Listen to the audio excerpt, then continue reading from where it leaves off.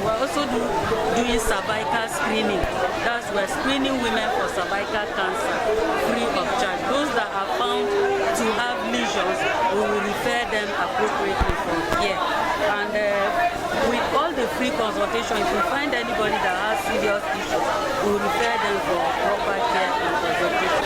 Providing services for the populace is our mission. The state government, state governor through the Ministry of Health supported us to provide free care